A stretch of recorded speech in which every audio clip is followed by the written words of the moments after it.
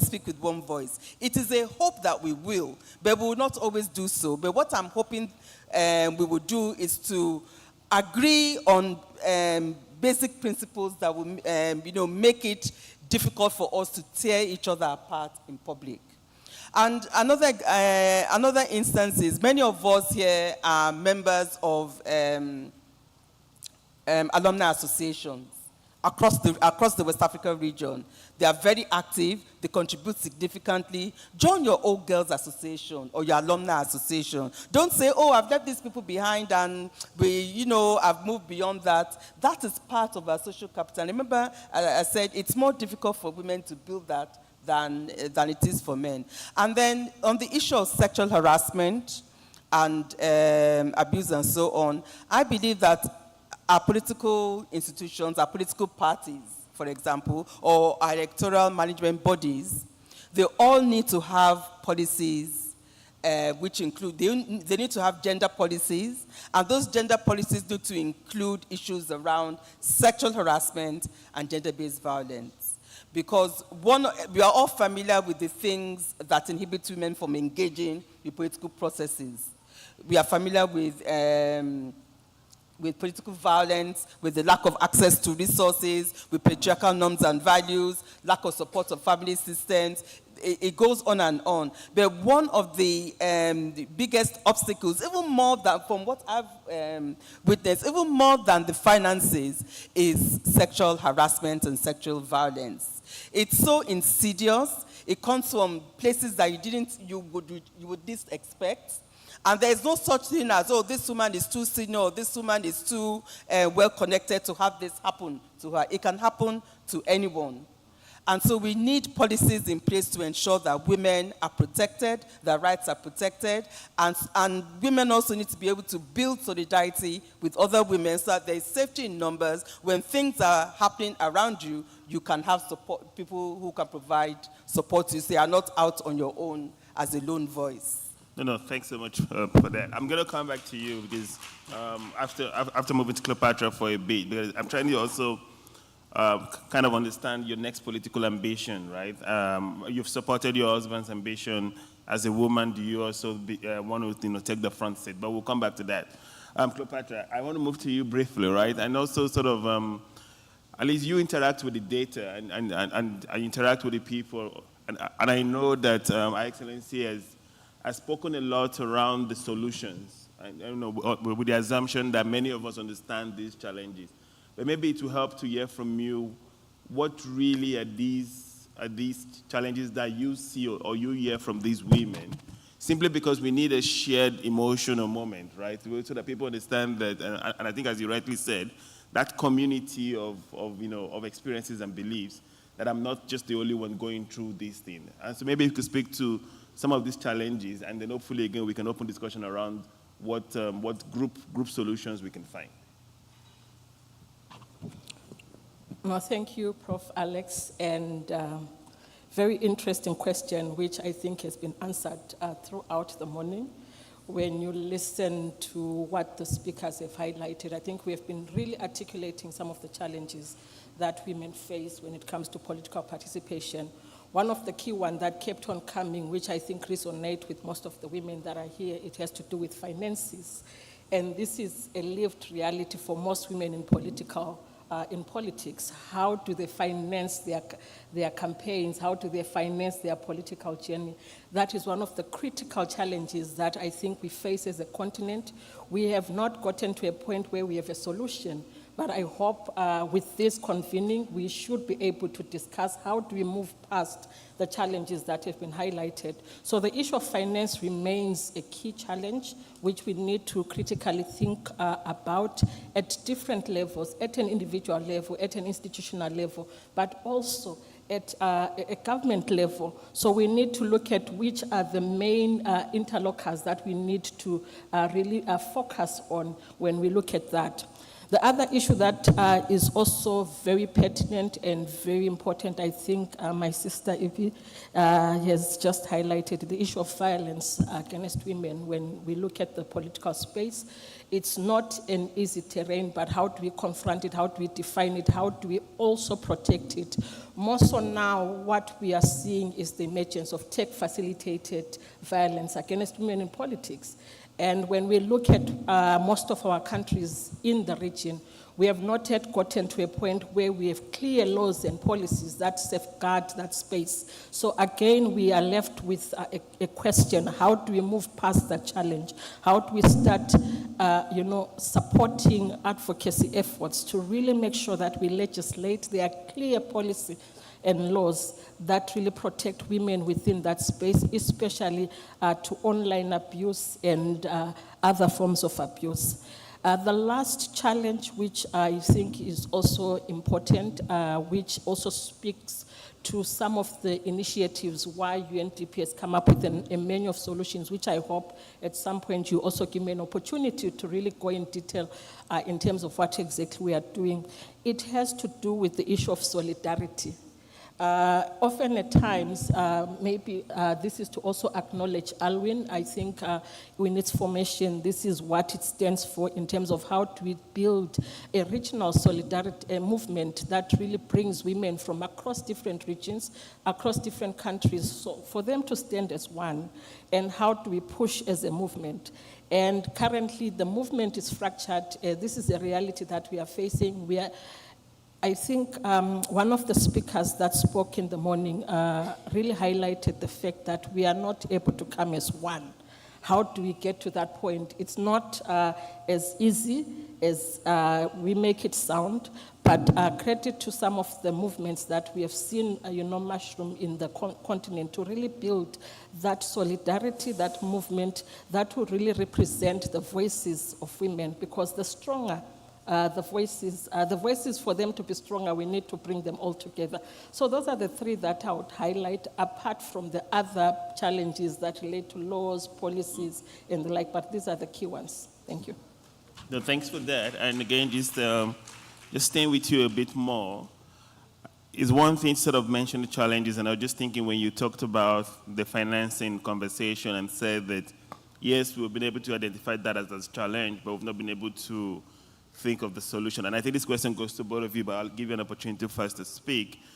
And Her Excellency had mentioned when she was speaking around some affirmative actions that have had to be put in place, like with the gender bill in Ekiti, given a certain number, and a lot of countries, even Kenya, as sort of a women's rep quota and all of these things. While it is easier to have those in terms of quotas and positions, my thinking is, what is the role of affirmative action in financing, right?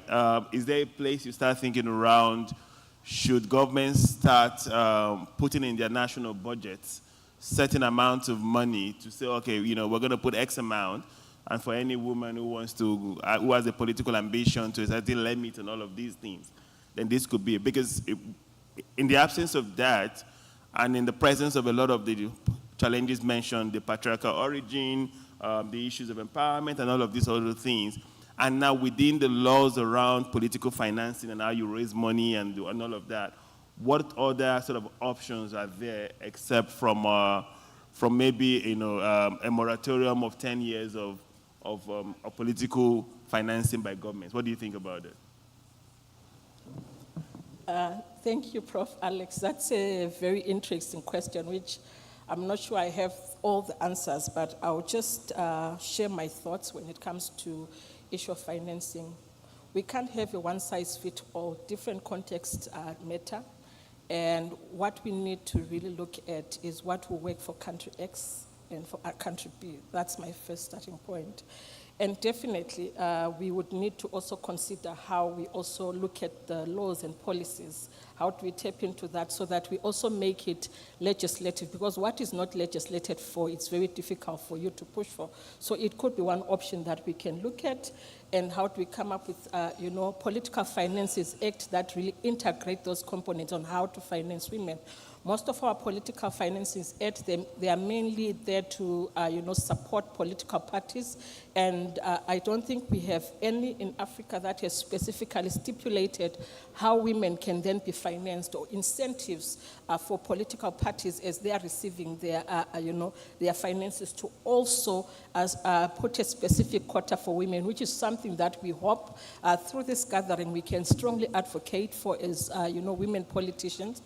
And the other element that is also important as we look at political, financing, it's at different levels. It's at institutional, but it's also at the individual level. We need to move beyond institutions and look at our women. How do we also build their capacities to be able to mobilize their political finances? What strategies can we employ? How do they leverage on some of the new emerging technologies to finance their political parties? So my answer really, I think there are a menu of options that we need to consider, and it will really depend on the context, but the most important for me, we need to also be very deliberate about strengthening the capacities of our women politicians around resourcing for their campaigns, over and above the laws and policies that we put in place and other institutional mechanisms that are there.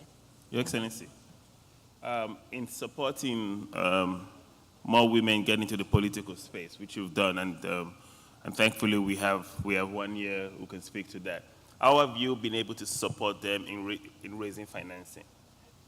What has been the approach, right? What has been, and I think Madam Cleopatra has mentioned a few things, but what has been the practical approach that has been adopted by, and again, I'm happy to come to the audience later to understand how they've been able to raise that. But from your own experience, what kind of process or support have you seen women in Ekiti State using in terms of raising political finance?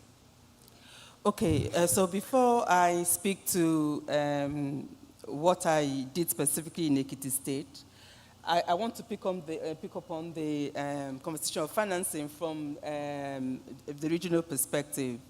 Remember I told you that I co-founded not only the African Women's Leadership Institute, but the African Women's Development Fund, the first Africa-wide grant-making foundation for African women. And that was in the year 2000, so AWDF has been around for roughly 26 years now. And we supported thousands of women's rights organizations in as many as 50 countries across the continent. And there might be some here who have received support from AWDF. And one of the areas of work that AWDF has supported heavily is the area of women's political participation and governance. Now, because as a women's fund or a non-profit organization, we can't say we are placing X amount of money into the hands of a woman to run for office. So we do the ecosystem things like the training and the capacity building and all those things that everyone else does. But when it comes to wanting to provide targeted support to women running for office, this is where the Chatham House rules come in. What we do is we tell the person concerned, tell us about your community. What do women do in your community? What is important to them?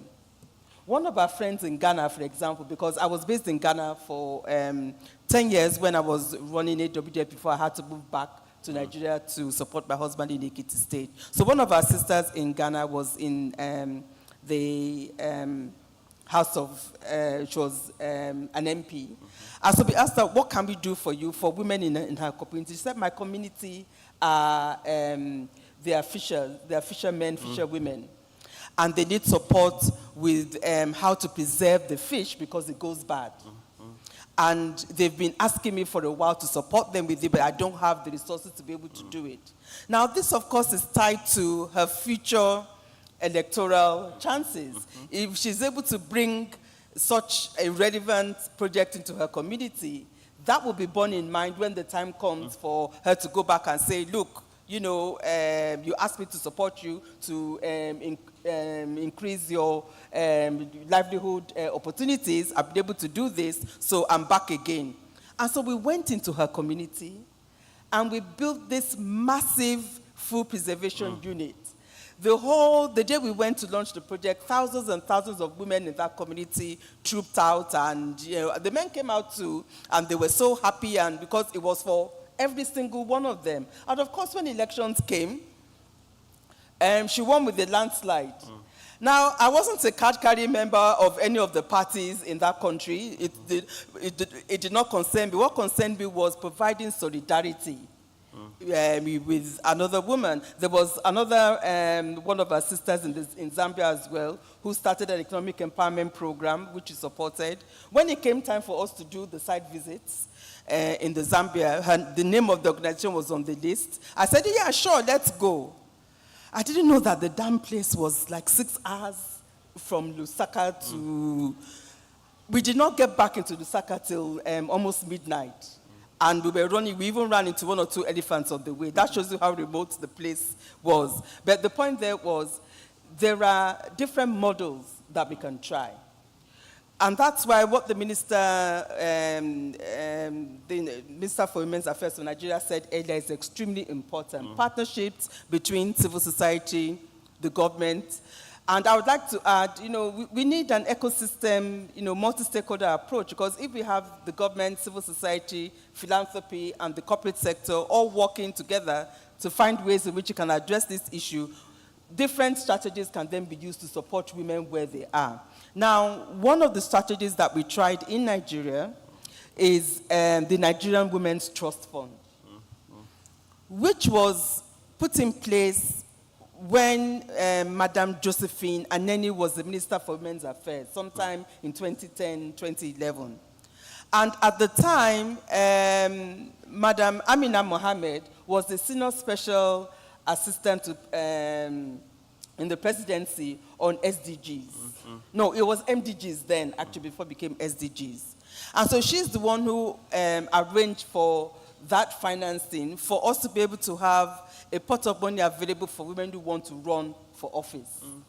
And it was an idea that we thought was pretty straightforward. I just moved back to Nigeria then. And then 2011, I was asked to chair the board of the trust fund. And then within a short period of time, it became entangled in all kinds of political conversations that we were not meant to be a part of. Oh, is the money going to go to women from this party or that party? And we kept saying, no, it's women for all it's for all Nigerian women, regardless of their political affiliation. But some people didn't want to hear that, so it became extremely problematic.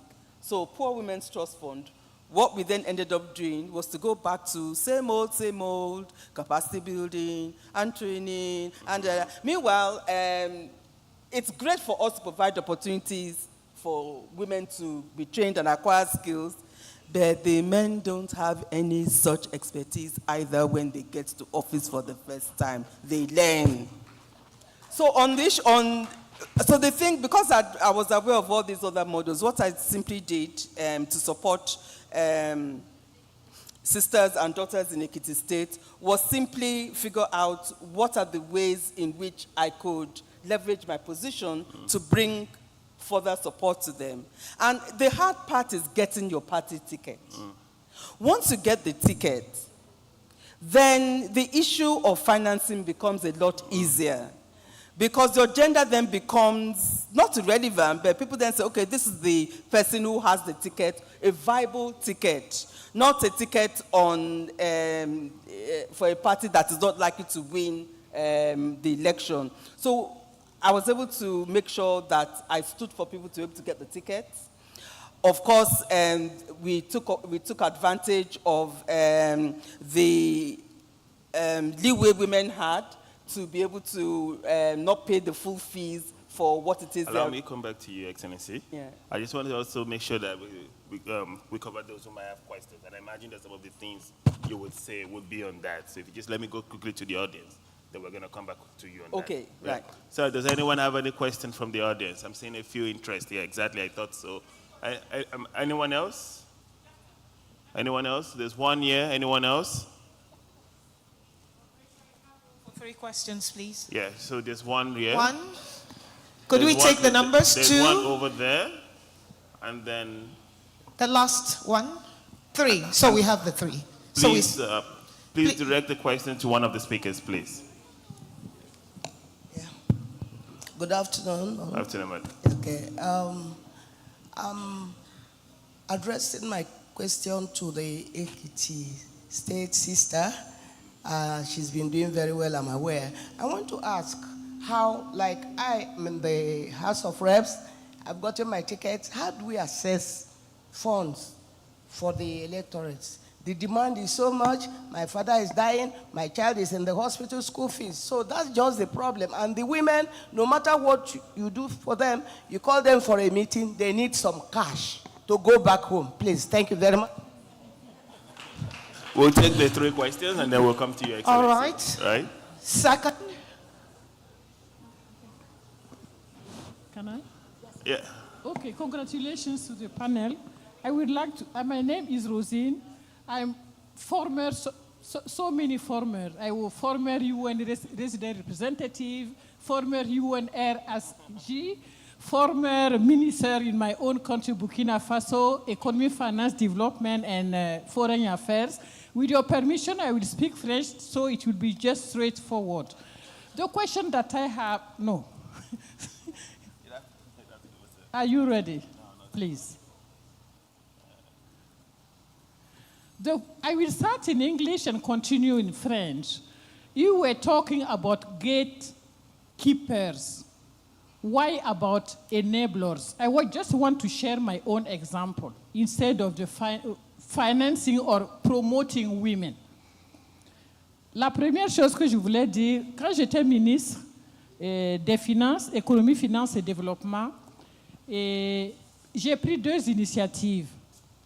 J'ai d'abord demandé à mon directeur des ressources humaines de me proposer dans le roster du personnel du ministère les femmes, une liste de femmes qualifiées qu'on pourrait nommer à des postes de direction.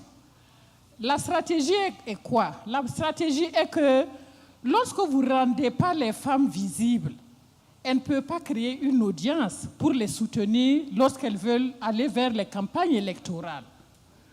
Vous savez ce qui s'est passé? Il a sorti la liste. D'abord, j'avais 2 ministres députés, ministères, j'avais 2 parce que c'était un grand ministère, je couvrais finances, économie et développement. J'avais 2 femmes. Ma directrice de cabinet était une femme. Et je voulais nommer des directeurs généraux des femmes parce qu'à ce niveau, je n'ai pas suffisamment de femmes. Vous savez ce que même les syndicats disaient, que mais ici, ce n'est pas le ministère des femmes. Comment un ministre des femmes veut nommer des femmes à des postes de décision? Donc je crois qu'il est important, lorsque nous sommes à des niveaux de responsabilité, de démontrer le leadership pour positionner des femmes, pour qu'elles soient vraiment visibles. Parce que lorsque vous avez une possibilité de promouvoir des femmes et que vous restez timide, influencés par les partis politiques et autres jeux, comment ces femmes-là vont avancer? Ça, c'est un exemple. Deuxième chose que j'ai eu à faire, c'est-à-dire j'ai engagé une initiative de budgétisation orientée vers le genre, sensible au genre. J'ai demandé à tous mes collègues ministres, puisque j'ai la responsabilité d'allouer les ressources publiques, si vous avez des initiatives dans votre ministère qui essaient de promouvoir les femmes, d'améliorer les indicateurs en matière de femmes, de genre, de participation des femmes, je vous donnerai des allocations budgétaires supplémentaires. Nous avions commencé cela. Bon, entre-temps, j'ai quitté, bien sûr, mais je vais dire que c'est ce genre d'initiative qu'il faut faire. Le financement des partis politiques, c'est aussi une suggestion très concrète. Certaines fois, on donne des quotas où on finance les partis politiques sans condition. On doit imposer des conditions. Quelqu'un a parlé de la loi des politiques publiques, etc. Il faudrait dire, si dans votre parti politique, vous atteignez effectivement les 35% de ratio de femmes, ou je ne sais pas, 50%, proportionnellement à ça, vous aurez des financements publics. Sinon, il y aura des sanctions et c'est vous qui allez devoir payer à la caisse de l'État. Et en plus, bien sûr, on ajoutera mon dernier élément, c'est des suggestions concrètes aussi, les philanthropistes et la société civile. Moi, je pense qu'au Nigeria, vous avez un bon exemple, ça ne doit pas vous choquer. Eh bien, je vois que Dangote a dit qu'il va sécuriser 30% de ses ressources pour les philanthropies, la société civile. On peut aller vers lui. C'est des exemples comme ça. Surtout qu'il a 3 filles, je pense qu'il est sensible aux questions de filles.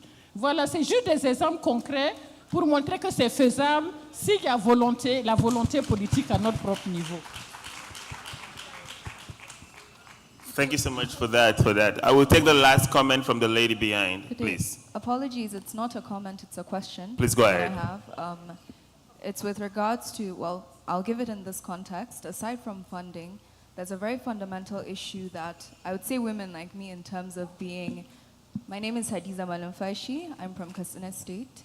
And so aside from funding, taking it a step back, taking it a step forward, there's a fundamental issue that we have in terms of not just access to capacity building, but you have to fight so many struggles within itself with religious constraints, the cultural expectations that people have of you, and the fact that you're young as well. It seems like all the odds are stacked up against you.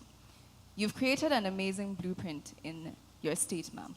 How do we then direct it to regions such as Katsina, my place, and hopefully I do plan to run for a parliament in 2031. So how exactly do I take this blueprint and implement it into my state effectively and sustainably?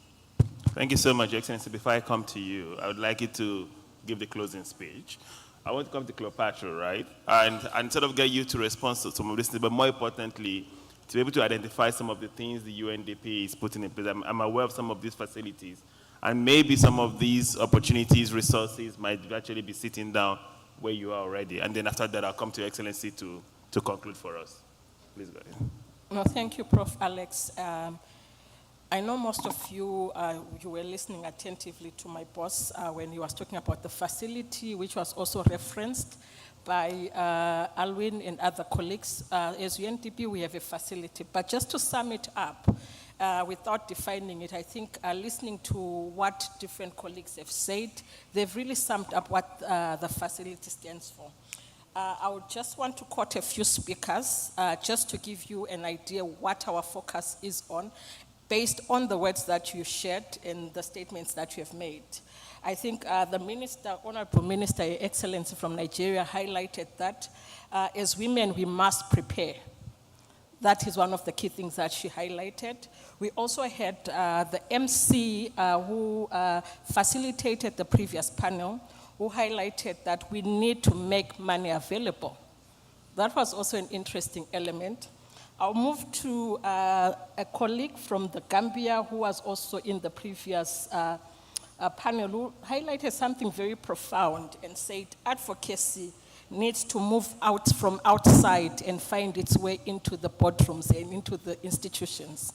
And that is advocacy around women's political participation. And then finally, just to quote, I think, I'm not sure who said this, who said we need to see ourselves as one. What I have tried to do is to sum up what our facilities stand for as UNDP, without really unpacking the jargon, the concept. It came from you, and this is what it stands for.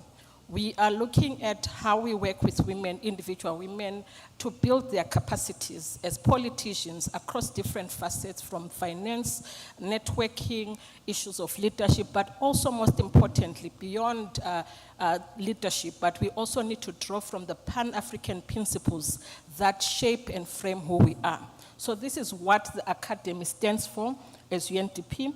We have a whole curriculum that has been developed, and we are going to be launching it next week, Monday, in Kigali, targeting 40 women from across 28 countries and across all regions, from south, north, west, east, and central. So that's how profound this initiative is. And it's going to touch on some of the questions that are coming from the people that asked in terms of how do we really support women, and this is what we are looking at. The other element that is also very important when you talk about the facility, it's the issue of advocacy, and this is why we have the space. And our advocacy is at different levels, at the regional level, at the national level, and we make sure that we have that linkage. And okay, sorry. So for us, advocacy is important. That's why I really wanted to bring some of the words that you highlighted, that we need to bring advocacy from outside and start having a conversation with the real people that make decisions and that can shift. The final element, which is also very important, is around creating an enabling environment, which also speaks to what you have highlighted, my sister, in terms of how do we change norms, how do we change practices. And one of the ways that we are looking at it as UNDP is through transforming the frameworks, policy frameworks, laws, and we are currently going to be working with the African Union to develop guidelines on removing financial barriers for women, and we hope we will reach out to some of you as politicians to also give us insight in terms of how these guidelines can be responsive and address some of the challenges that you are facing. Thank you. Thank you so much. Thank you. So, Your Excellency, in responding to the questions that have been raised, could also provide us with your concluding remarks. Please go ahead. Okay. I'd like to first start with stating that the challenges we are facing with regards to women and political participation in our region and on the continent as a whole is a symptom of something much broader. And so we all need to remember gender equality and women's rights is unfinished business. It's not a box that has been ticked because we went to Beijing or because we had the Maputo Protocol. We have made a significant amount of gains over the years. Last year was 30 years of Beijing, and there are some of us who went to Beijing as a young woman. I was a young woman when I went to Beijing, and I was full of dreams and aspirations for what my future would look like. Here we are, 2026. We are still talking about women not having enough access to political participation. We are still talking about sexual and gender-based violence, which has reached pandemic levels in many of our countries. So we need to bear that in mind. My sister here was talking about advocacy. The advocacy that, because we have many of the laws and the policies that are required in place, but we need significant political will to ensure that they really mean something. Otherwise, they will continue to remain on paper. So that's the first point I would like to make. Then we need to look at, for those of us who are active politicians in the room, who are running for office or we intend to run for office, what I would ask is, what kind of an assessment have you done about your own capacity? What are your own strengths, your own weaknesses, your own opportunities and threats? That is an exercise that I have done with everyone I've worked with in the political process, regardless of the office they are running for. Because you have to be able to leverage on your strengths, and you have to be able to find ways of making sure that your weaknesses don't matter. If, for example, you happen to be the daughter of a Saraki, or the daughter of an Ogbemudia who is running for office, you have name recognition. Let's set aside how people might feel about nepotism and so on. You have name recognition, so already you are a few meters ahead of the next person. This is how politics works. And then, if you don't happen to be a relative of any of these people, there are other things you could have going for you. You could be an alumnus of King's College or Queen's College. Queen's College, Nigeria, Methodist Girls High School, those who went to FGCs, the federal government colleges, for the good old days when everybody used to go to Achimota in Ghana. There are schools that you go to where you can lay claim to a powerful network of allies throughout your life cycle. So start from analyzing what your own strengths are and how you can leverage on them. because it is your own support network from your community, your family, your church, your profession. They are the ones who will organize fundraisers for you. They are the ones who will write checks for you. The day I sat next to the woman, may her soul rest in peace, she passed away, the woman who was my husband's deputy governor, she passed away. She had breast cancer. She passed away. And then another woman came in as deputy governor. I can't tell you how shocked I was the day I was sitting next to her, because she was a banker. And she was talking to one of her friends over the phone. And she said, okay, I'm sending a driver to you with a check for 1 million naira. I almost collapsed. This was 2017. So, no, sorry, no, 2007. Can you imagine what 1 million naira was like in 2007? And this is a woman telling another woman, I'm going to send a driver with a check of 1 million naira. Like, ah. So that's where you get your initial support from, your own network. And then one of the things we have done very well as a women's movement, as donor agencies, as people working in social justice and development, is make the case. We've made the case to have a seat at the table. But we need to move beyond that to tell people what difference it makes when you have women in these positions. And this is what has happened because we voted this woman in. This is how our lives changed. This is the kind of transformation that happened. We need to get better about doing that. And last but not least, before you shut me up totally, because I want to be able to answer the question of the young lady, is it from Katsina, who wanted to know how they too could do better. Again, the issue of champions is important. Every woman here, every man here is a champion. Or you can be a champion. You can be someone's godfather, you can be someone's godmother. It doesn't require you to have huge amounts of money. Just picking up the phone to make a phone call to a strategic person can make all the difference. Let's make that commitment today that I'm going to be a champion for someone. Can we say that? I'm going to be a champion for someone. And the way the universe works, the more people you champion, that's the same thing I say about the rapper metaphor. The more people you champion, the more champions will come out for you when you need it. Thank you. Thank you so much. Thank you. Sorry, I have to pick this one. Please, shall we give this panel a resonating... Dr. Alexander, don't go anywhere. You have to take a photograph. Dr. Alexander, please, we have a photo here. Thank you very much, the rapper proponents, Relu BC. And of course, thank you very much, my sister. Please, Madam President, could you join them? First, you take a photo. Step forward. My sisters. Madam, step forward to the limelight. The photo. And then they will be joined by Dr. Jide. Dr. Jide, you always have to be in every photo. You don't understand.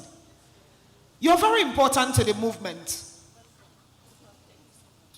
I mean, we need male allies, and you are our male ally in the spotlight for today. And it's so nice that all the women are wearing wrappers, so they wrap one another.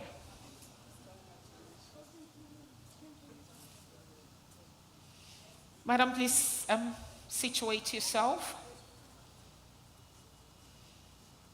I don't know, Dr. Alexander had to take a quick call, but it's okay.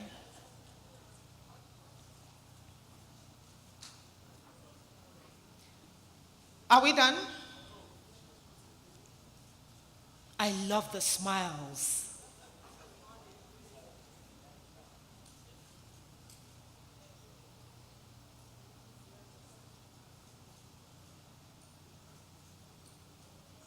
Thank you very much.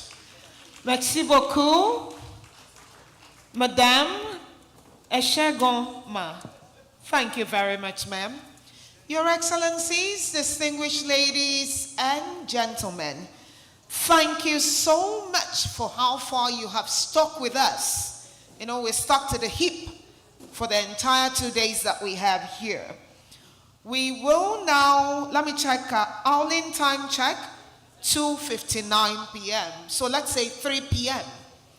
We will now be going for lunch. We reconvene at 3:30. Please turn to your neighbor and say 3:30. 3:30. Yeah, 3:30, because we have to kickstart the conversation. Ask your neighbor, where will you be at 3:30? Say, here in the hall. So, bon manger, enjoy your meal, enjoy your lunch, bon appetit. Ensure you eat Nigerian jollof rice. It is very sweet, trust me.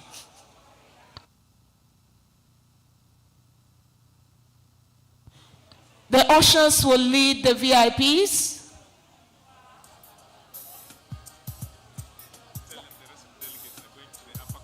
And the rest of the delegates will go to the upper Congress room. Up, we go up. The ushers will lead the VIPs to where they should be. Thank you very much. And please, can we clap for this, my brother? He has held me down.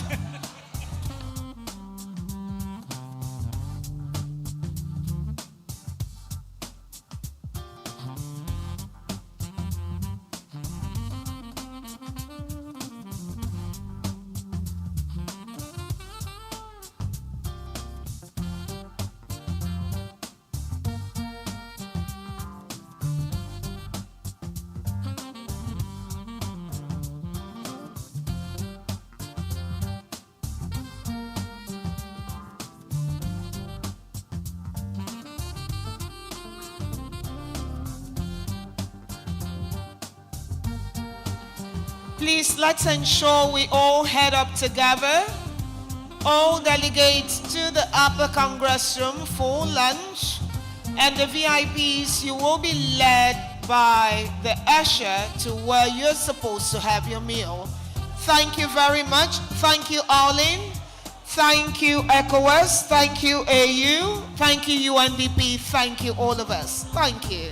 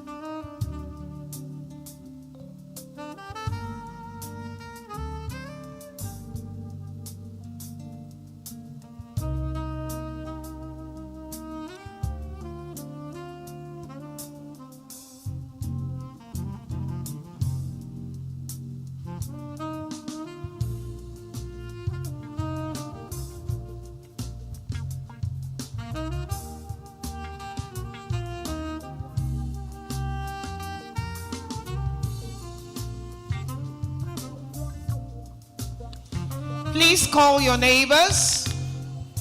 Call your neighbors. Make that call, make that chat. We need to kickstart.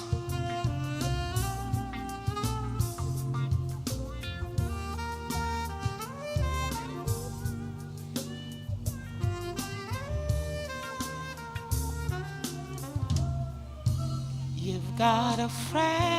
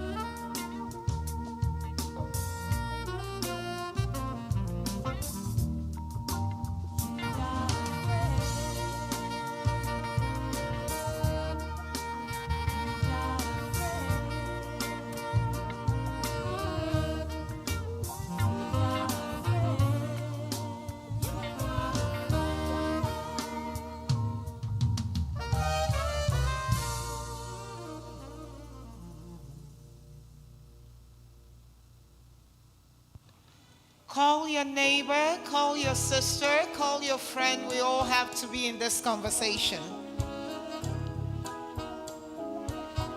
So tomorrow when I say we have the last panel before lunch, we understand what I'm talking about.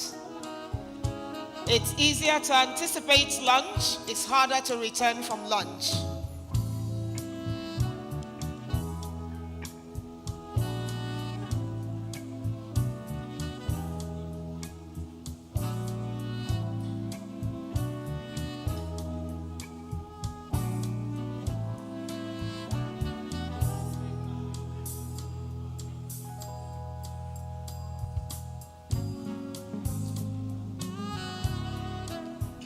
Call your neighbors. We all have to come back here.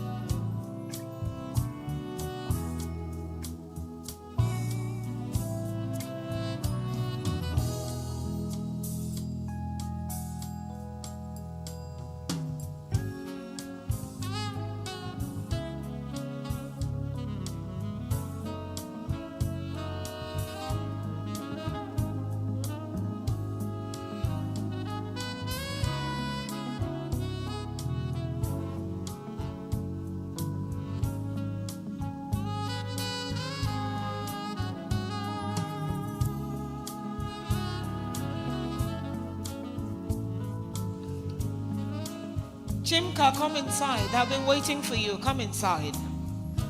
You and your partner.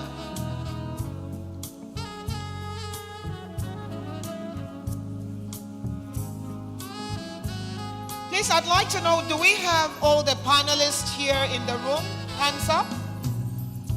1, 2, 3.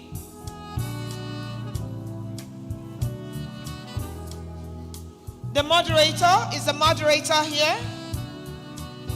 Moderator?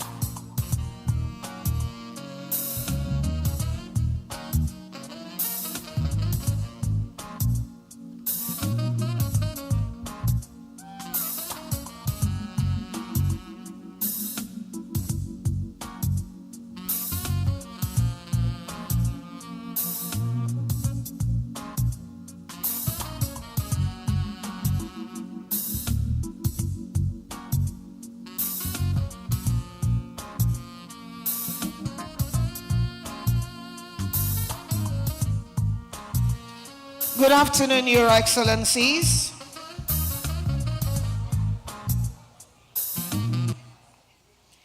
It is being said that the world belongs to those who believe in and fight for their dreams. And if these are the numbers who believe in the leadership of women on the continent of Africa for this last panel, then so be it. I would stand by it and I would accept it. But we have now come to an understanding that tomorrow we shall have lunch after the last panel. Yeah, that's the only way to keep all of us together. Because over time I've come to realize that anticipating lunch is better than coming back from lunch. So please, tomorrow when I crave your indulgence, that we have everything before lunch. Please oblige me.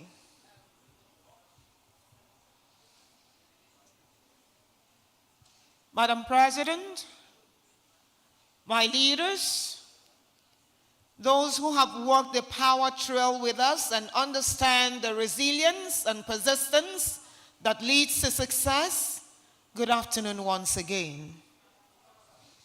Welcome to the final panel session of day 1.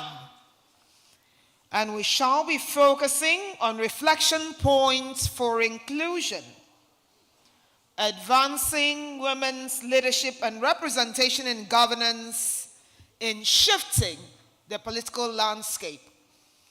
I think women leaders in Nigeria should be very much interested in this panel as we head to January 2027.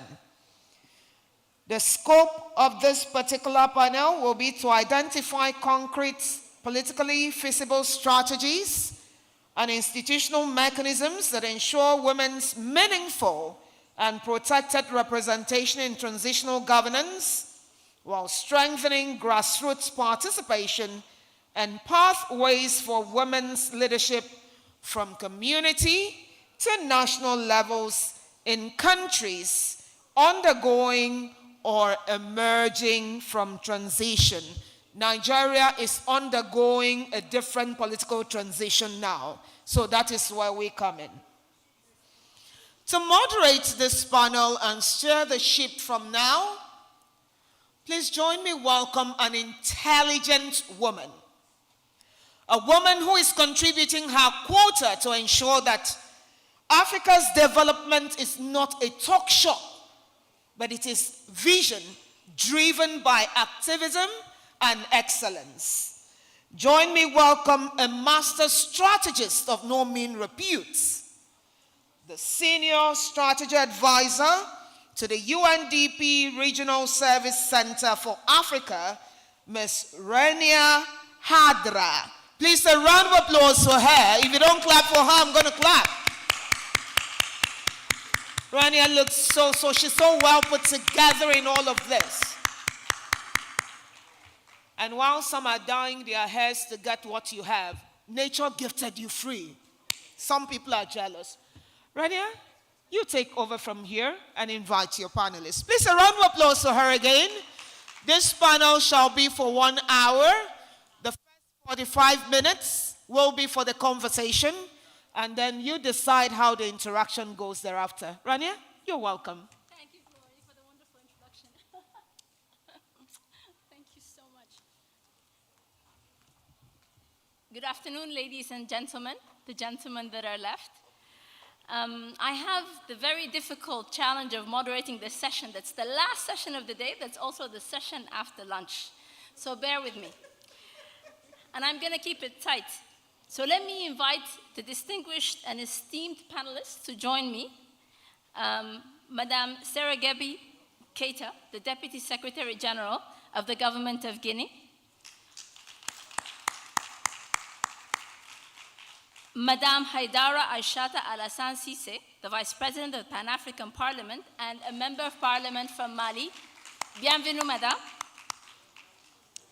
Her Excellency Madame Elbak Jenabu Baku, the Aulin Niger representative and former Minister of Promotion of Women and Child Protection in Niger. Bienvenue, Madame. And last but not least, Mrs. Josiane Sombo, the WANEP Regional Coordinator for Women, Peace and Security. Welcome.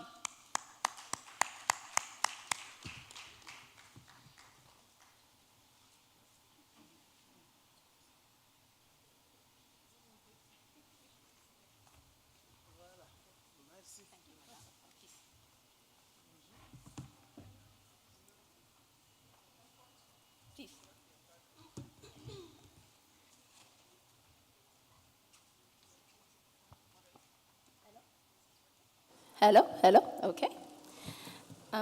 I prefer moderating standing up, but since everyone is sitting, if you allow me to join you. And maybe just one or two framing remarks about why I think this session is particularly important.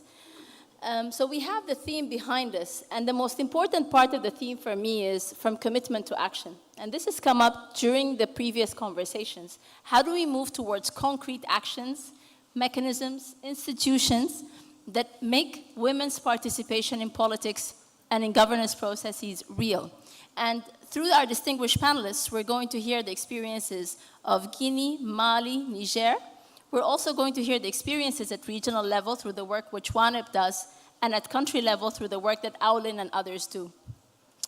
And this is significant because, colleagues, you have UNDP, you have the international community, you have ECOWAS, you have Aulin, you have practitioners in this room who can take these recommendations and make them into action.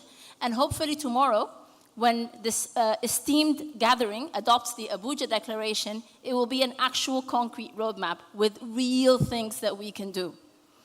And I know we've spoken a bit about the launch of the Academy in Kigali, but we need a lot more of that.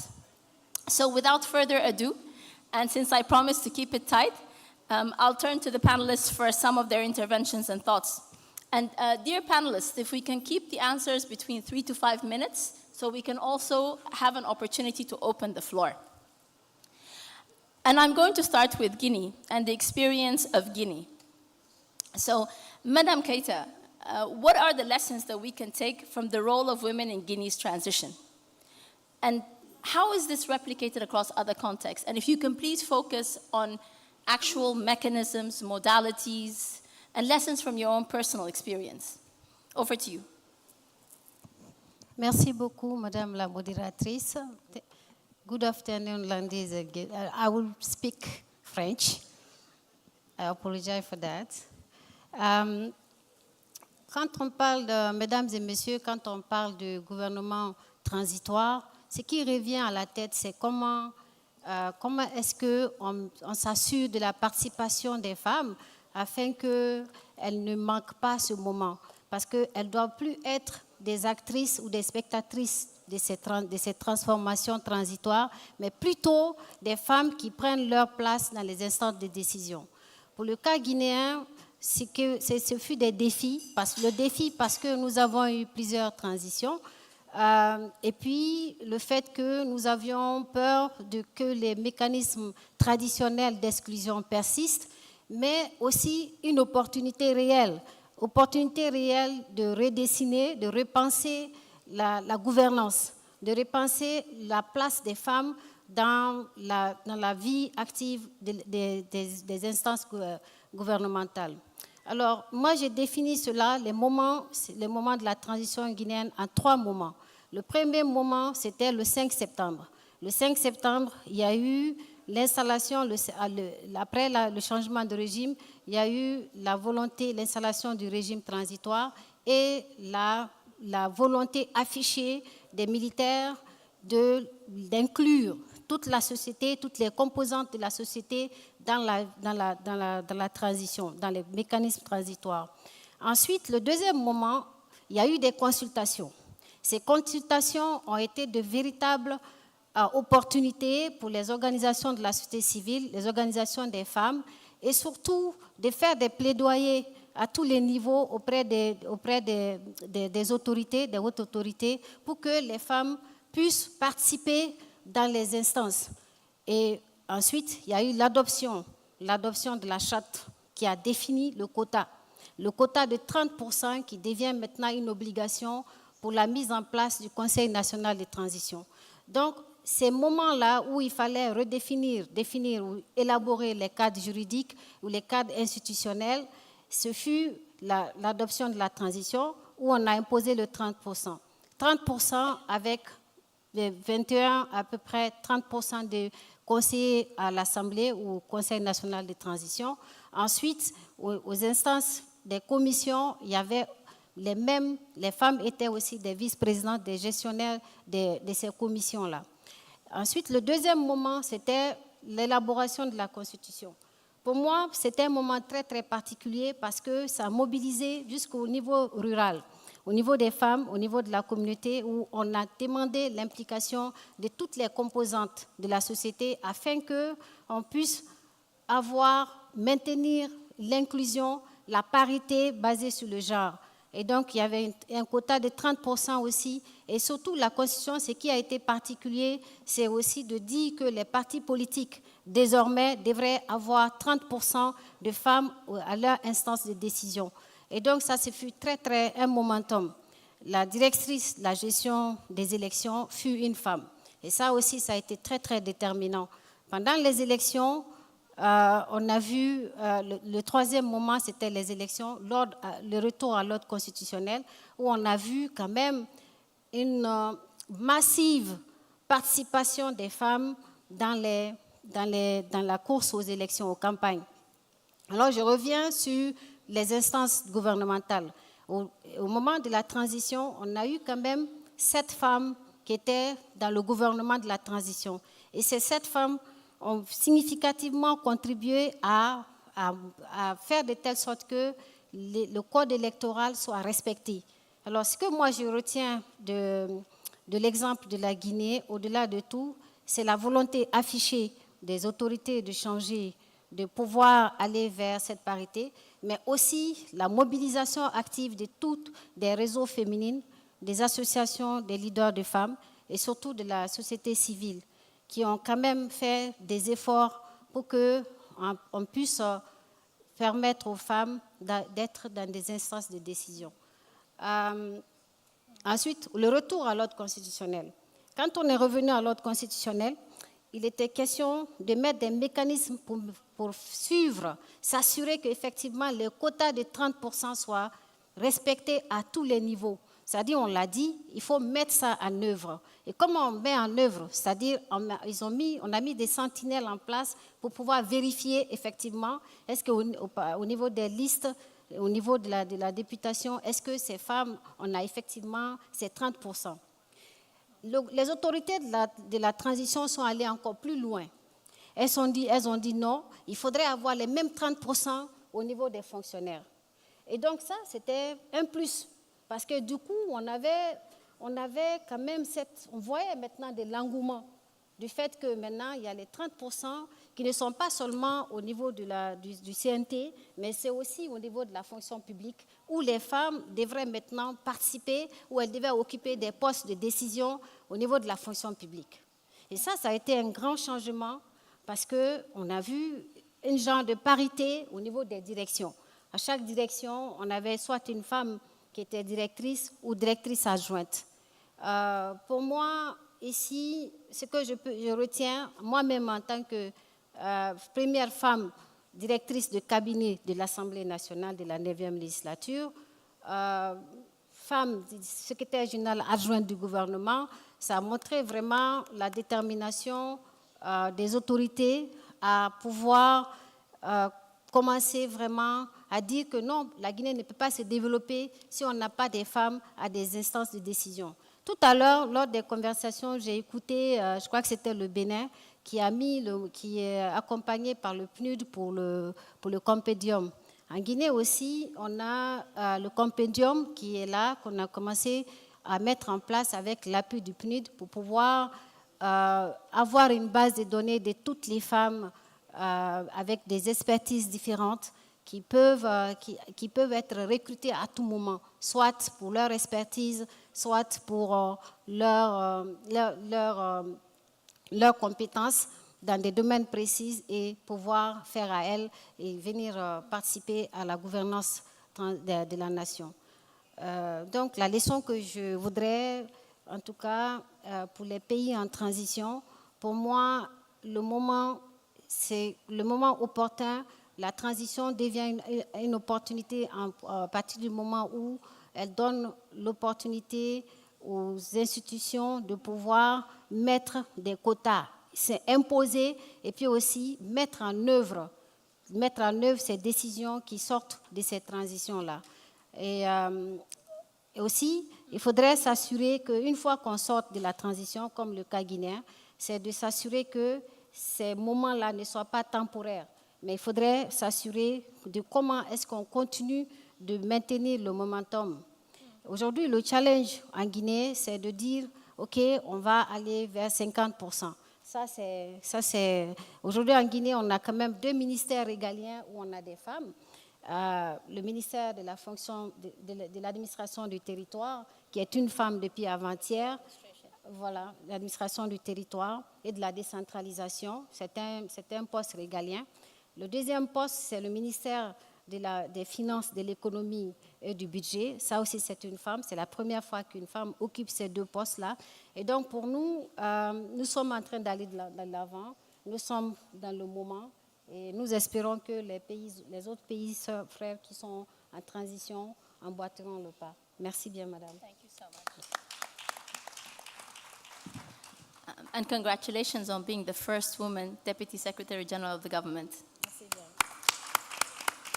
I think a lot of very important experiences to learn from Guinea, and I'm so appreciative, Madame Keita, that you raised why transitions are such a significant moment, because they're a moment where all the governance processes, the governing processes are redesigned. So there are actual, real opportunities to affect change.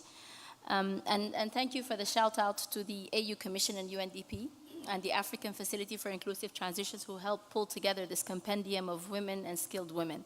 And this is one of the modalities and tools that we have to implement the vision that will come out of this exercise. And so lots of very important lessons from Guinea around political will of the leadership, around the importance of consultations and dialogue with women CSOs, including at the rural level, the importance of some key moments in the transition roadmap, including constitutional drafting, the drafting of the electoral code, and of course the question of the quota and its implementation and monitoring. So thank you very, very much again, incredibly valuable.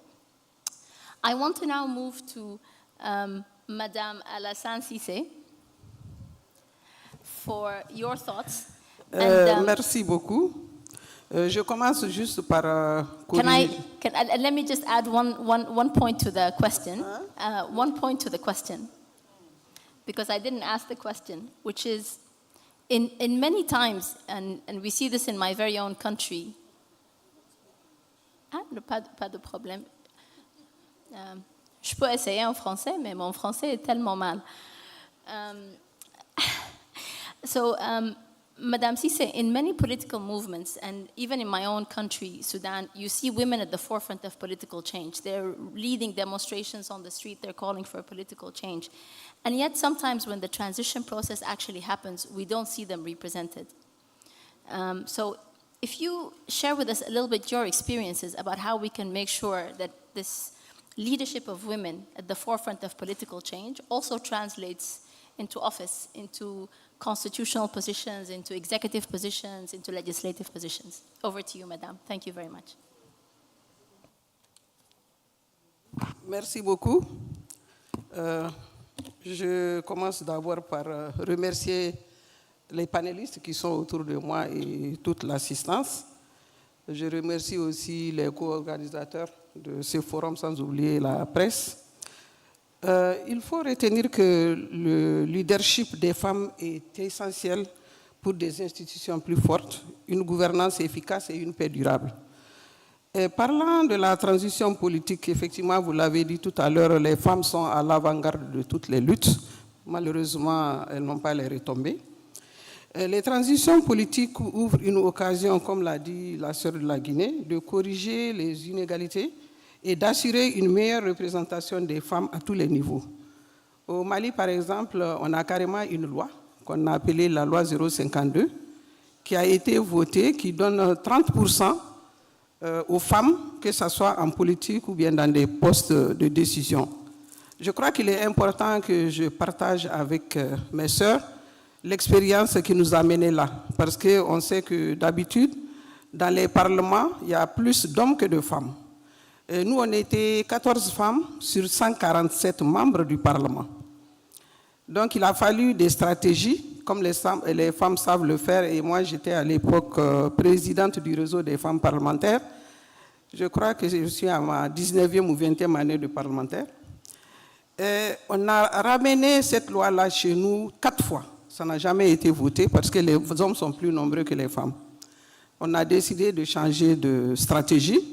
Et la stratégie a consisté à faire des forats avec les hommes pour qu'ils sachent que ce n'est pas pour prendre leur place, c'est pour être avec eux. Et on a été financé un peu par le PNUD, un peu par le NDA, et on a eu à faire plusieurs conférences avec les hommes pour qu'ils comprennent que cette loi est importante même pour eux. Ça n'a toujours pas marché. Ce qui a marché, c'est la stratégie des femmes comme elles savent le faire. J'ai dit à mes collègues femmes, bon, nous sommes 147, on a des affinités, chacune a des affinités avec les hommes. Donc chaque femme prend 10 hommes qu'elle convainc pour qu'on puisse faire voter cette loi-là. Et c'est heureusement cette stratégie qui a marché et la loi a été votée au bout de 2 mois. Donc moi j'ai trouvé important de partager cette expérience-là avec mes sœurs pour qu'elles fassent peut-être la même chose chez eux. Parce que même si les autorités décident de donner 30%, si ce n'est pas appuyé par une loi, c'est un peu difficile. La loi a été votée sous l'Ancien Régime, avant la transition, mais je peux affirmer qu'aujourd'hui, elle est plus appliquée sous la transition qu'avant. Parce que d'abord, il y a une prise de conscience des femmes, et il y a aussi la volonté des autorités qui sont allées jusqu'à faire l'état général des femmes. Et les états généraux ont sorti des résolutions. Le président lui-même en personne a reçu le ministre de la Femme et la présidente qui est aussi membre du CNT, le Conseil national de transition, pour dire qu'il va appliquer à la lettre tout ce qui est sorti de ces états généraux. Donc la transition est une opportunité pour que les femmes rebondissent. Vous savez qu'on ne peut pas faire économie du fait qu'on a dissous les partis politiques chez nous, au niveau de l'AES, je crois que ce soit au Burkina, au Niger ou au Mali. Au début, je peux dire qu'en tant que femme politique, parce que je suis vice-présidente d'un parti, ça m'a fait très mal. Mais avec du recul, je me dis que c'est une opportunité pour rebâtir les cartes. Pourquoi? Parce que les femmes sont là, dans les partis politiques, elles font la campagne, elles font passer les hommes, mais au moment de les choisir, c'est très difficile. Et les textes ne les protègent pas.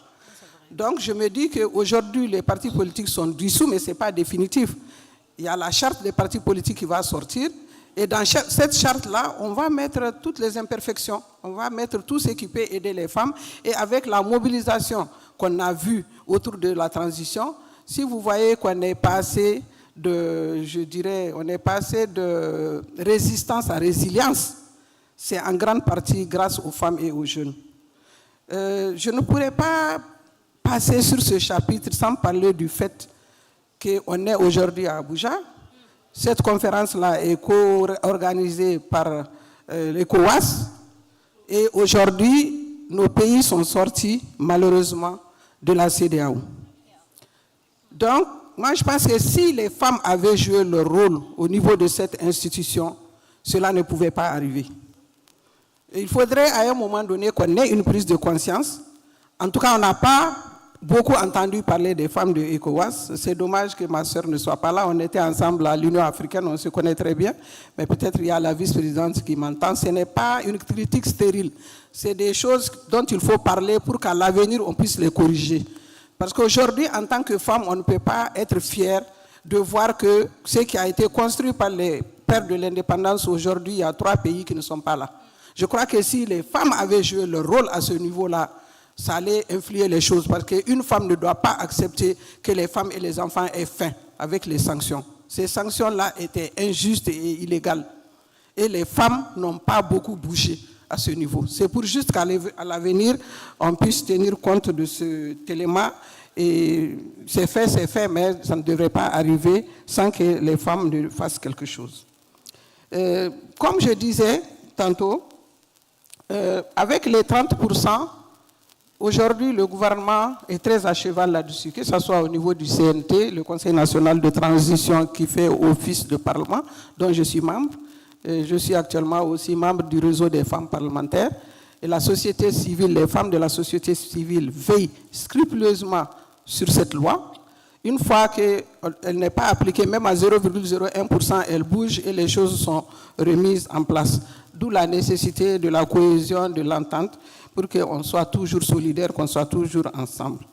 Donc les organisations féminines sont là, c'est vrai, mais il y a aussi la société civile, c'est-à-dire les organisations féminines au niveau des parlements doivent travailler avec la société civile pour arriver à des résultats concrets. Je pense qu'on n'est pas tellement dans le sujet, mais je vais juste faire ouvrir une parenthèse. Nous, les parlementaires, on parle beaucoup. Ma sœur du Bénin qui disait qu'il ne faudrait pas toujours accuser les femmes. Moi, personnellement, chaque fois que j'ai l'occasion, que je suis en face de mes sœurs, je le répète, je fus candidate à l'élection présidentielle en 2013. Et ce sont les femmes qui ont cotisé ma caution, les fêtières des femmes qui ont cotisé pour payer ma caution et demander à ce que je sois candidate, parce qu'ils estiment que quand il y avait le débat, quand il y avait le combat pour que le Mali qui était occupé au nord soit récupéré, moi j'étais devant la scène, je ne sais pas, les gens qui regardent France 24, TV5, j'étais toujours en face de ces gens-là pour amener la contradiction et défendre mon pays. Quand je suis rentré, les femmes sont allées m'accueillir à l'aéroport, elles ont dit tu dois être candidate. Mais qu'est-ce qui s'est passé à la fin? Quelques jours avant la fermeture de la campagne, les mêmes femmes, les fêtières de femmes sont passées à la télé, dans les radios, un peu partout pour demander de voter pour les hommes parce que les femmes ne vont jamais passer. On est à 51% là-bas. On peut parler de peut-être les femmes qui ne sont pas formées, mais les fêtières sont formées. Donc il y a quand même un problème. Il faudrait qu'on le répète pour que les femmes prennent conscience et qu'elles sachent que si elles veulent, elles peuvent. Et si elles veulent, il y aura beaucoup de femmes présidente en Afrique. Et je conclurai juste en disant, en rappelant l'importance et surtout l'intérêt de partager les expériences et les bonnes pratiques comme je suis en train de le faire sur ces questions. Aussi et surtout, l'importance du dialogue et de l'action collective. Obtenir également le renforcement de leur sécurité en luttant contre les VGB sur les genres, les mariages forcés, afin de créer un environnement favorable à leur promotion politique et économique. Je finirai en donnant un clin d'œil, peut-être même une recommandation au niveau du PNUD et des institutions qui nous aident, qui nous financent les formations. Je crois que si à notre niveau, on parvient à influer sur ces décisions, ça peut nous aider. Ils mettent beaucoup d'argent pour la formation, ce qui est très important. Mais aujourd'hui, quand une femme veut être candidate, elle n'a pas les moyens. Et pourtant, elle a l'intelligence qu'il faut et elle a les capacités de mobilisation. Mais elle ne peut tout simplement pas passer parce qu'elle n'a pas le franc symbolique pour faire acheter même des t-shirts. Il faudrait que les organisations la regardent comment ils peuvent faire pour que financièrement ils puissent soutenir les femmes candidates. Madame Cissé, on n'a pas beaucoup de Donc, temps. j'ai fini maintenant. Je recommande juste aux femmes politiques et à la société civile de plaider pour que les pays en transition d'ici un an aient quand même une loi, parce qu'il y a des parlements, pour qu'ils aient une loi qui puisse voter 30 à 35, voire 50% des femmes dans les postes électifs et les postes décisifs. Bon, je n'ai pas fini, mais je m'en arrête là parce que le temps presse. Merci beaucoup. Merci beaucoup. Merci beaucoup, Madame Cissé. Très forte, and very insightful, very, very insightful and thoughtful. And thank you for sharing your experiences as a presidential candidate. And common themes emerging here, the importance of dialogue, the importance of having a quota system. And Madame Cissé touched on a very important topic, which is when you do not have political institutions like political parties, then what happens? And when the regional architecture that usually brings us together no longer does that, like ECOWAS and the Central Sahel states, what do we do then? So these are very important questions that we bear with us, because even as women organize, mobilize, run for president, they do it in a specific socioeconomic context and in a specific geopolitical context. And we have to manage all these complexities. So there's an intersectionality of issues. And this is sort of an excellent segue to Madame Zainabou and the experience of the African Women Leadership Network, AWLIN, which is at its core designed to build solidarity and collective action amongst women leaders. And so what is the role of AWLIN and similar networks in this complicated context as it strengthens women leadership, and also in particular as it brings in young women?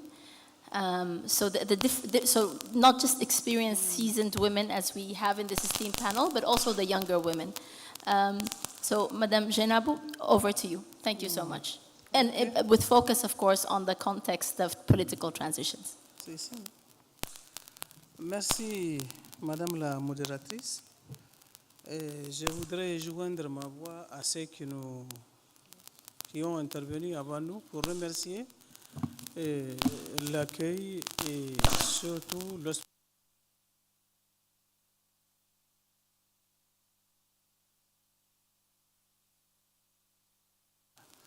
Ensuite, remercier tous les partenaires qui nous ont invités, malgré le contexte de transition que nous vivons. Je voudrais dire que le Niger a connu plusieurs transitions, tout comme il a connu des régimes démocratiques. Mais sous tous ces régimes militaires ou démocratiques, la femme est toujours restée debout. La femme reste debout parce qu'elle a des acquis.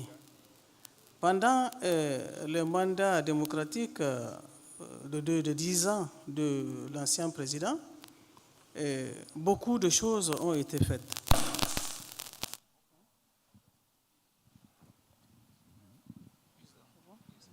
Donc, je disais que beaucoup a été fait et pendant ce mandat, presque tous les projets, les programmes pour la question des genres, surtout des programmes concernant la promotion de la femme, parce que j'étais ministre de la promotion de la femme et de la protection de l'enfant, nous avons quand même eu cette opportunité d'asseoir beaucoup de choses, beaucoup de politiques, et de contrecarrer beaucoup de choses également, tout ce qui peut nuire à la participation de la femme.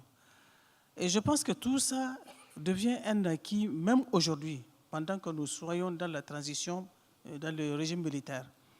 Donc, je peux, avec votre permission, rappeler que nous avons la politique nationale du genre, nous avons un observatoire pour la promotion du genre, nous avons eu des structures qui luttent contre la violence faite aux femmes, des structures pour l'autonomisation de la femme. En tout cas, nous avons été beaucoup accompagnés par des partenaires, ce qui fait que beaucoup a été fait. Quand on va parler de la scolarisation de la fille, c'était aussi quelque chose que nous avons bien accompagné. Le maintien surtout de la fille sur le banc de scolarité, quel que soit le problème qui va lui arriver.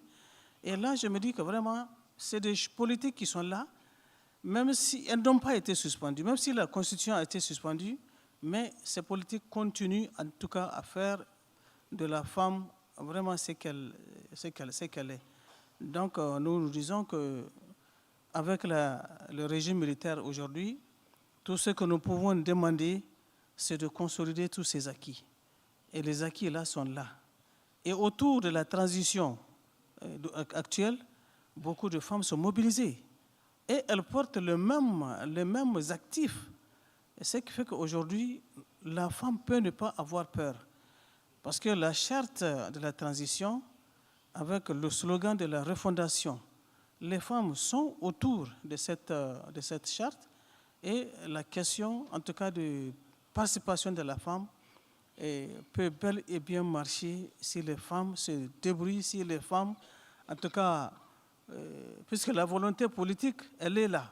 On compose avec les femmes. Donc, il faut tout simplement demander, oser, continuer, même si elles vont soutenir la transition, elles peuvent continuer en tout cas à demander à ce que la femme soit promue et que l'inclusion, en tout cas de la femme en politique, qu'elle soit réelle. Voilà. Donc, ce que je peux peut-être dire pour ce que j'ai retenu, parce que là, il faut la question de tous ces acquis. Quand on parle des acquis, il y a le quota. Le quota a été donc adopté en 2000 avec 10%. J'étais au Parlement. En 2014, il a été encore révisé. Moi-même, j'ai pu faire réviser cette loi sur le quota où j'ai amené 25% pour les postes électifs et 30% pour les postes nominatifs. Mais je suis sûr qu'avec un peu de mobilisation, ça peut tout le temps, ça peut bien sûr être rehaussé. Parce qu'il faut tendre vers la parité. Parce que la parité, même si elle n'est pas réelle, 50-50, on peut, par exemple, demander aux autorités de la transition de faire progresser à 40%, de faire progresser à 30% pour les postes électifs, peut-être cette année, en 2026, ensuite continuer à demander dans les 2 ans et jusqu'à vraiment atteindre vraiment le seuil où nous pouvons dire que la femme connaît bien sa participation politique dans ce régime. Donc, moi, je me dis qu'avec un peu de mobilisation, puisque les femmes sont toujours debout, malgré les changements que nous avons, il n'y a pas de problème. Bien que nous avons des défis sécuritaires importants, et je me dis que c'est toujours quelque chose qu'il faut demander. Donc, voilà ce que je peux dire par rapport à ça. Et je pense que je peux toujours aller. Thank you so much, Madame Jenabou, and we will come back indeed.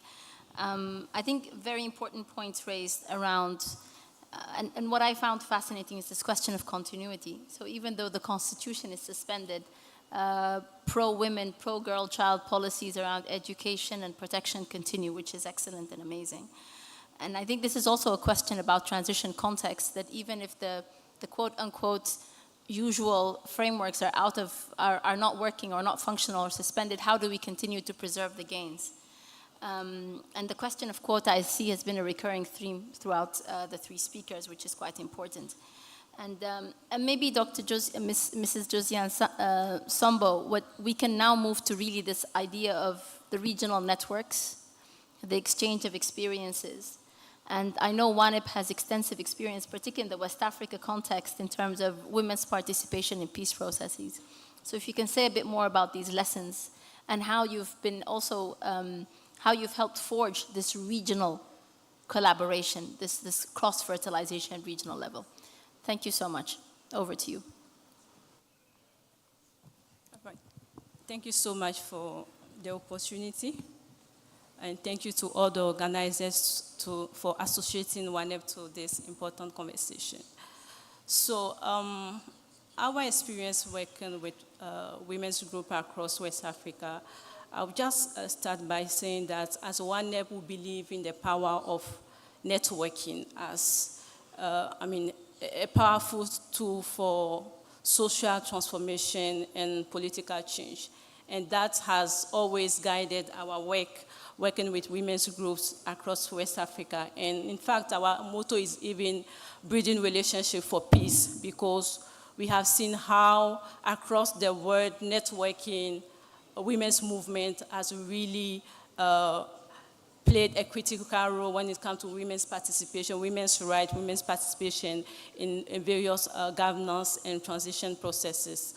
We still remember the role of WANEP's WIPNET program in mobilizing women through the Liberian Women's Mass Action for Peace together with other women's organizations. And that has already created a good practice for us on how we engage with women's groups on issues related to peace processes and governance processes. In 2020, we organized an experience sharing platform between some of the women that played a key role in the Liberian Women's Mass Action for Peace, between them and the Sahelian women. We want to create opportunity for experience sharing and peer-to-peer learning. And We also had the opportunity to get support from the UNDP program, a regional program for Africa in 2020, together with women in the Sahel countries, in Mali, Burkina Faso, Mali, Niger, and also in Côte d'Ivoire. We were able to work with women, mobilize women from community to subnational and national levels.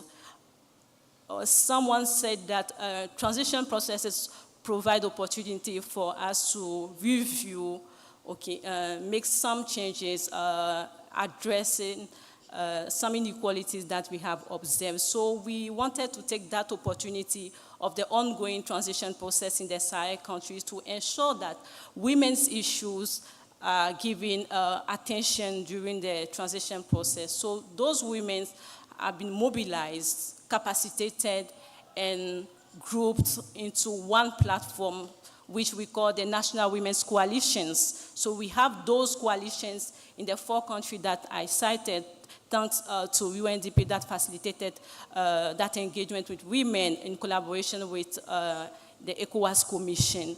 So those women that we have capacitated have been able to identify their common issues, frame them in a policy document which they use to engage with their various authorities. And that has really yielded result in terms of engagement, because we have seen along the line how some of those women from the coalitions have been nominated in technical committees working around reforms on governance, security, and even some have been nominated in the government, in the transitional government.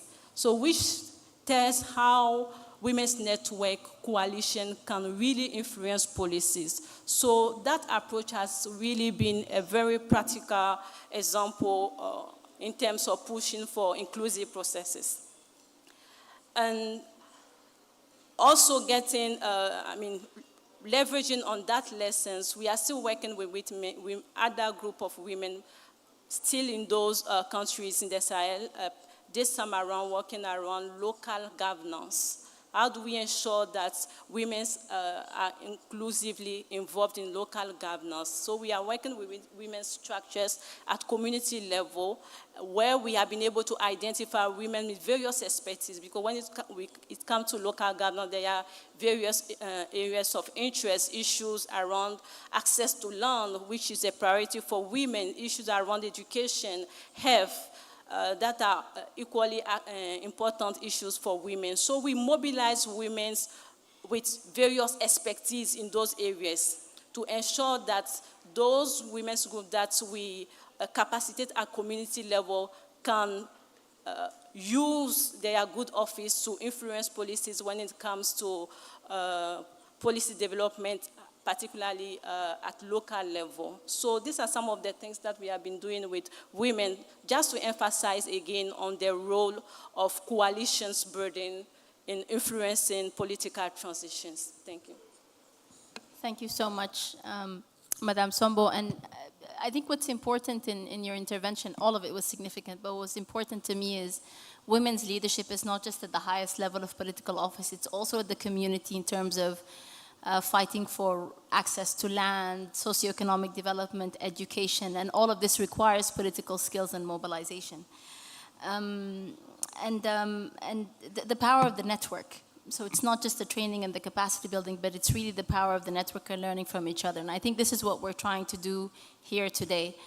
I think this has been a very interesting panel. I'm tempted, if there are very strong feelings from the audience, to open the floor for a question, maybe 2. If there is interest. If not, I have one follow-up. I see. Oh, Madam Vice President, we will have to take that question. Okay. So please, let's keep it at just questions so we activate the conversations. Thank you. Thank you very much. I would like to take this opportunity to thank all the participants. And for me, it's truly a learning experience as well, sitting here listening to all your experiences and listening to the lessons learned from these transitions. Je voudrais profiter de l'occasion pour m'adresser en particulier à toutes les femmes que nous sommes, et spécialement à ma sœur du Mali.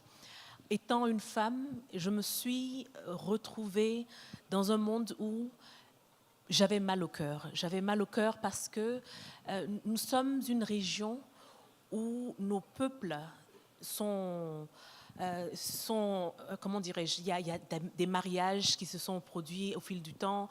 C'est difficile de séparer nos populations. Et c'est vrai que les décisions politiques ont eu un impact sur la vie de tous les jours.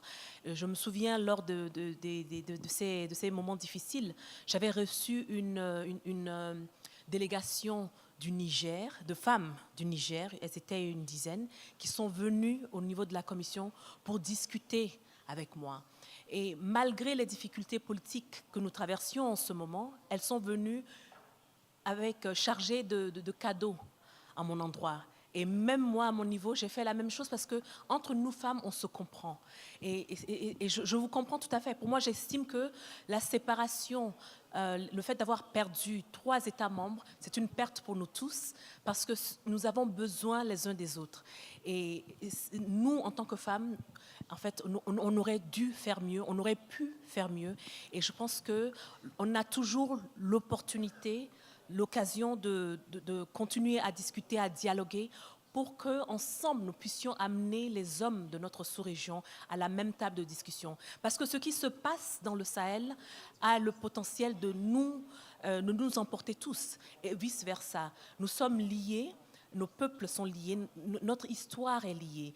Et je considère que c'est un divorce politique, mais je sais au plus profond de moi-même que cette déchirure, pour nous, parce que j'estime que c'est une déchirure, mais nous, en tant que femmes, nous devrions se tenir la main, nous tenir la main pour trouver une solution, une porte de sortie, pour amener nos hommes, nos leaders, ensemble pour que nous puissions trouver une solution qui puisse nous mener, nous sortir de cette impasse, en fait.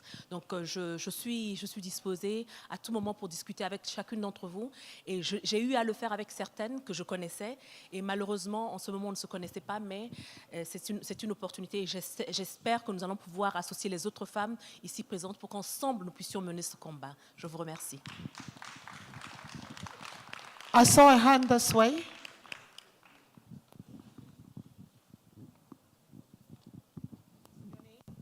My name is Dr. Christopher Nwakile. Thank you so much, our distinguished panelists. It's so beautiful hearing from every one of us. I've just been here sitting, having listened to all the speakers, and I'm asking, does the African girl child require resources to dream? No, I'm asking the panelists. No, the panel, any one of them can actually take the question. Yes, I'm just asking because I know that not every intervention will require monetary resources. So while we are having the conversations about empowering the girl child to lead, I'm thinking about the girl child in a remote setting with probably no access to education like right now, and then how can we make her see that it's possible to lead? That's what I'm thinking.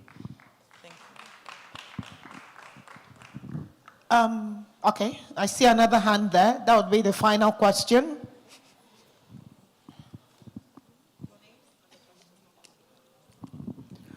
Bonjour tout le monde, je suis Adèle Zougmouré, je viens du Burkina Faso. En fait, à la suite des tantis et les mamans qui ont partagé l'expérience des pays de la sous-région, notamment du Sahel, et je voudrais dire que pour moi, l'occasion des moments d'exception peuvent être utilisés pour renforcer la participation des femmes dans la vie politique. Et en cela, je m'adresse aux parlementaires que vous êtes, vous qui êtes au devant et qui saviez comment, dans nos pays, avec la situation que nous traversons, comment les difficultés sont vécues par les femmes, vous, qu'est-ce que vous pouvez faire pour apporter le changement à la base? Parce qu'on dit que les moments de crise sont les grands moments de refondation. Et dans nos pays, nous sommes en train de vivre des grandes refondations.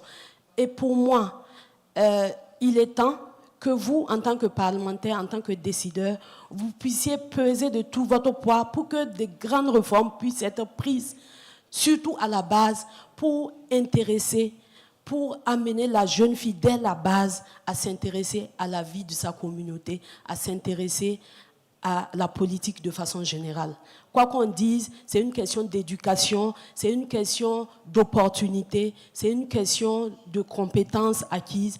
Et je suis convaincue que des moments que nous traversons dans nos pays là peuvent être mis en exergue, en tout cas, pour pouvoir amener les femmes à sortir de leur carcan là et à contribuer du même que les hommes à participer à la vie politique dans nos pays. Donc c'est une invite, c'est une question, mais c'est une invite aussi, en tant que parlementaire, en tant que dirigeant, d'apporter tout le pouvoir que vous pouvez, en tout cas, pour faire avancer ce côté-là, parce que c'est le moment des réformes. Et en ces pareilles circonstances, il n'y a que les parlementaires, il n'y a que les décideurs qui puissent peser pour que des grandes réformes puissent naître. Et je vous invite à cela. Merci. Thank you. It's back to you, moderator and panelists. Thank you so much, Glory. I'm going to start in reverse order to the panel. And each panelist will have 3 minutes. C'est 3 minutes for your concluding remarks and for addressing any of the comments raised by the colleagues on the floor. The Vice President made an impassioned plea. We had 2 questions about the girl child and grassroots and how, in your role as parliamentarians, you can move things forward. The experiences of Guinea, Burkina, Mali, and WANEP have been very valuable. So I'm going to start with Mrs. Sombo, and I'm going to come backwards, if that's okay, in reverse order. So, Mrs. Sombo, you have the floor, and 3 minutes. I'm going to be brutal, because we have to let people go home. It's been a long day. All right, thank you so much. I think my takeaway or the concluding remarks is how do we move forward, getting out from this room. And there are 4 recommendations that I can make. One of them is to ensure we institutionalize women's participation in our various constitutional reforms, electoral frameworks, transition frameworks, to ensure that we have a guarantee that when we talk about parity, it's actually implemented. It's not about political choice, but political obligation. So we need to institutionalize women's participation. Secondly, we need to also invest in women's coalitions, women's network, to ensure that they get their needed support to push for inclusive political processes. And thirdly, we need to also work to prevent violence against women. A lot has been said since morning, but it's very important because most women who are really committed to political space face, unfortunately, so many challenges. So we need to develop or adopt laws that help prevent and address effectively violence in the political space. And to conclude, the 4th recommendation is, how do we bridge the intergenerational gap? That's very important. The future of our governance depends on how we prepare the young people to lead, and it starts now. How do we share our space with young people to ensure that they learn and we also learn from them? Recently, WANEP launched what we called the I Get Initiative, which stands for Intergenerational Empowerment and Transition Cycles. And we want to create space for co-creation, space for intergenerational exchange, space to ensure that we plan together the future of our region, and that has to do with mentoring, coaching among various generations. So thank you so much for the opportunity. Thank you so much, and thank you for keeping the time. Madame Jenabou, over to you. Oui, merci. Donc, d'après ce que j'ai compris, elle voudrait savoir comment la jeune fille, du monde rural peut aspirer à un poste, par exemple, ou bien comment elle va devenir une femme leader. Moi, je pense que la scolarisation de la jeune fille, il doit être mettre l'accent sur ça. Ensuite, son maintien, pourquoi pas, avec des programmes à la base, la jeune fille peut toujours être, en tout cas, encadrée.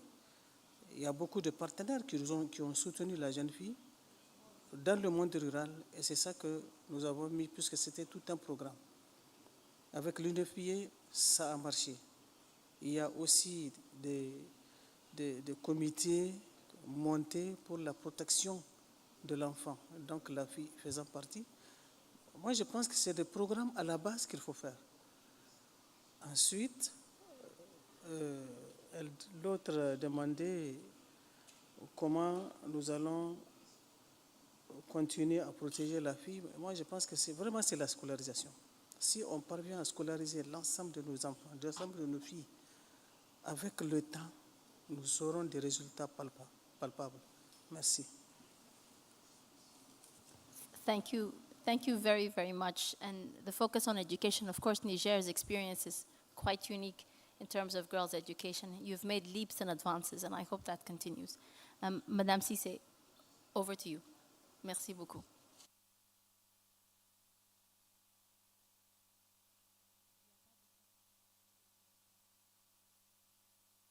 L'éducation à la base et le maintien à l'école est une priorité. Je vais remercier ma sœur, Madame la vice-présidente qui vient de parler. Et je suis tout à fait d'accord avec elle qu'en tant que femme, on n'a pas le droit de baisser les bras.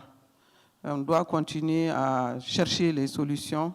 On doit tout faire pour amener l'Afrique à parler d'une voix et l'Afrique de l'Ouest à parler d'une voix. En ce qui concerne ce que ma sœur ou ma fille du Burkina vient de dire, effectivement, il y a, de mon point de vue, avec la transition, comme j'ai dit, la transition est une opportunité. Avec la transition, il y a déjà un éveil de conscience. En tout cas, au Mali, il y a un éveil de conscience au niveau de la jeunesse. Si vous regardez bien aujourd'hui, la jeunesse est en avant-garde pour tout ce qui se passe au Mali aujourd'hui. En ce qui concerne la souveraineté, l'honneur, la dignité, ça c'est des choses qu'on apprenait à l'école avant, toujours pour revenir sur l'éducation. Mais avec les jeunes maintenant, on ne leur enseigne plus comment sauvegarder sa dignité, son honneur, sa souveraineté. Et je crois qu'en ce moment, les gens en parlent tellement qu'il y a une prise de conscience. Ça, c'est déjà un acquis. Maintenant, on parle de voter des lois. Il y a tellement de lois qui protègent et les jeunes, et les femmes, il y a beaucoup de lois, mais c'est l'application de la loi qui pose problème. Pour que les lois soient appliquées, je l'ai dit tantôt, il faut aller avec la société civile et aller avec cette jeunesse-là aussi. Sans casser, brûler, mais que la jeunesse se fasse entendre de plus en plus et surtout qu'elle se fasse confiance. Parce que c'est ça le problème. Au niveau des femmes, il y a un manque de confiance. Moi, je suis députée d'une circonscription région du Nord. J'avais proposé une jeune femme, jeune fille, je dirais même, pour qu'elle soit mère. Mais elle a refusé parce qu'elle a dit que non, il y a les hommes, il y a son frère, de prendre son frère, elle ne peut pas. Donc ça aussi, c'est un problème. Mais ça revient encore à cette histoire d'éducation, de formation, pour que les gens comprennent, les jeunes comprennent aussi qu'ils peuvent faire la même chose que les hommes et nous regarder, nous qui sommes là, qui sommes aujourd'hui à des postes de responsabilité, pourquoi pas eux? Et nous, on a aussi la responsabilité d'aller vers eux à la base pour les rassurer, pour leur demander de se faire confiance, faire en sorte qu'ils soient un jour aussi des députés, des maires et pourquoi pas même des chefs d'État. Merci. Thank you very much. And the final word to Madame Keita, please. Thank you. Merci beaucoup, Madame. Je voudrais d'abord répondre à la question sur l'éducation. Oui, la petite fille n'a pas besoin d'avoir accès à des financements pour rêver d'être une femme leader ou d'occuper des postes. Elle a besoin d'avoir accès à un système de santé de qualité. Elle a besoin d'avoir accès à des services sociaux de base. Elle a surtout besoin d'avoir des parents qui lui offrent un cadre de vie décent. Et ça prend de pouvoir autonomiser les femmes en dessinant, en ayant des programmes de réforme où les femmes ont accès à des financements pour pouvoir prendre en charge la petite fille qui est au milieu rural. Et en Guinée, c'est ce qui se passe exactement. Parce qu'on a des groupements de femmes, jusqu'à 300 femmes aujourd'hui qui sont au niveau rural, qui sont financées et qui vraiment vont être des modèles, des catalyseurs pour pouvoir éduquer leurs petites filles à ce qu'elles prennent leur place plus tard dans la vie de la nation guinéenne. Pour conclure, ce que je voulais dire, l'expérience guinéenne montre qu'en période de transition, la participation de la femme ne progresse pas spontanément. Elle avance lorsqu'elle est portée simultanément par 3 leviers. Le premier levier, c'est la volonté politique. Il faudrait une volonté politique affichée et vraiment forte pour pouvoir aller de l'avant. Ensuite, il faudrait faire le plaidoyer constant des organisations féminines et l'existence des mécanismes institutionnels de redevabilité pour contrôler les engagements qui sont pris. Il faut s'assurer que leur mise en œuvre est effective. Il faut surveiller. Ensuite, il faudrait que la véritable question aujourd'hui, ce n'est plus seulement de savoir combien de femmes siègent dans les institutions de transition, mais c'est de savoir dans quelle mesure elles influencent les décisions qui façonnent la nation de demain. Donc, je voudrais dire ici merci à toutes les organisatrices et merci à vous, Madame la modératrice. Back to you. Thank you so much. Thank you very much. It's always a challenge to wrap up such a rich conversation, but I can promise you with the